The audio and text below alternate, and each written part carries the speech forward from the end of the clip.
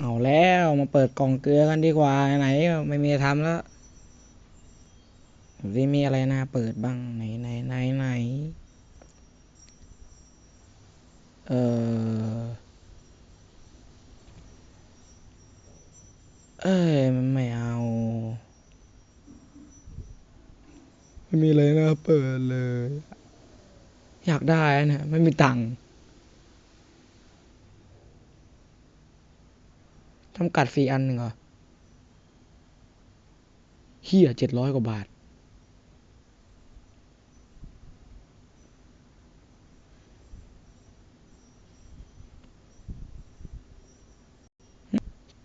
แพงจังวะเป็นไหนก็ไหนละเฮ้ยลองดีกว่าจัดไปชุดใหญ่ไฟกระพริบแตกเนี่ยครับนี่คือสูตรผมนะถ้ามันได้ก็เอาไปใช้กันเถอะ3 กล่องรวดโอ้ย2 กล่องสุดท้ายต้องมาแล้วอยากได้สกินฟิลไฟอ่ะมาแล้วอีกสักกล่องหนึ่งจบแล้วไปจบแล้วเอ้ยอยากได้เนี่ยอยากได้สกัดอ่ะเฮ้ยเฮ้ยเฮ้ยได้เฉยเฮ้ยเฮ้ยเฮ้ยได้เฉยได้เลยเอ้าเอ้าไอ้เหี้ยกูได้เลยบอกได้ปุ๊บกูได้เลยเอ้าอีได้เฉยอีกเข้เฮ้ยไม่ธรรมดาแล้ววายต้องมีพลังงานบางอย่างแล้วนี้คนผมลุกแล้วนะจังหวะเนี้ยเฮ้ยเฮ้ยถ้าได้ฟรีไฟอ่ะขอฟรีไฟได้ปะล่ะเฮ้ยอยากได้ฟรีไฟอ่ะขอแค่ฟรีไฟตัวเดียวอ่ะอยากได้อันนึงนี่แบบโคตรโชคดีอ่ะ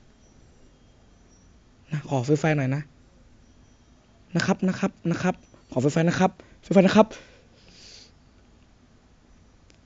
อ่าเอาให้หมดเลยได้อ่ะฟรีไฟมาโหไอ้เหี้ย600เหลือ8 คูปองไม่เป็นไรได้สกัดตัวหนึ่งคุ้มละลูกแกฟาร์มโลกไปอยากได้ฟรีไฟอ่ะโอ้อะไรก็ได้ชิวๆแล้วจังหวะนี้อะไรสวย60 เพชรไม่มีสกินที่อยากได้เลยอะไรอ่ะโอ้ยอะไรก็ได้ชิวๆแล้วตอนนี้แต่ไม่คุ้มเลยเติมไป400 กว่าบาท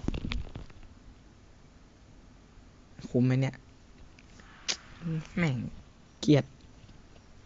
ไม่เป็นไรเห็นเขาบอกแรงนี่จังช่วงเนี้ย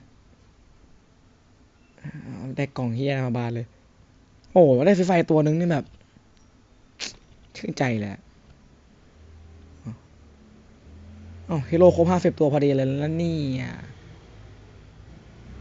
เออโหแม่ง10 กล่องบานเลยโ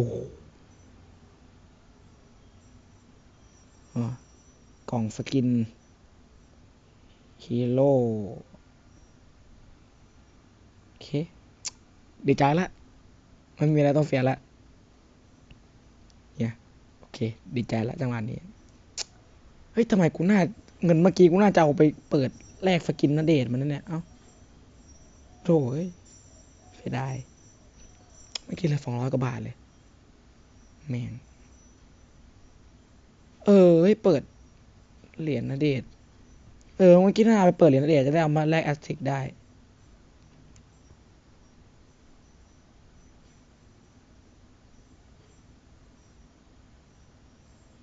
โอเควันนี้ก็ไม่พูดเยอะอะเจ็บคอครับไอ้พวกที่มันกดด่าในช่องนะ